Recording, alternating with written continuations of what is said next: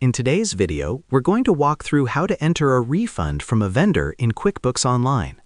Handling refunds might seem tricky at first, but with QuickBooks, it's actually simple and organized. Start by logging into QuickBooks Online with your credentials. Once you're in, head to the New button at the top left corner of your dashboard. This is where all new transactions start. From the drop-down menu, select Vendor Credit. This tells QuickBooks that you're recording a refund from a vendor. Next, enter the details of the refund. First, choose the vendor issuing the refund from your list.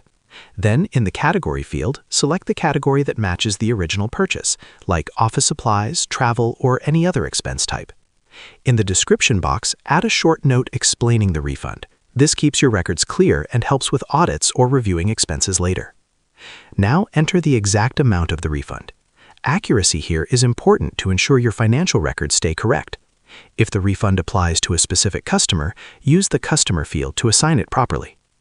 Before saving, double-check all the information you've entered to make sure there are no mistakes. Once everything looks good, click Save and Close. And just like that, your refund has been recorded correctly in QuickBooks Online. Keeping your refunds organized this way ensures your accounts stay accurate and your financial workflow stays smooth. And that's how you enter a refund from a vendor in QuickBooks Online. Share this video and subscribe for more helpful tutorials.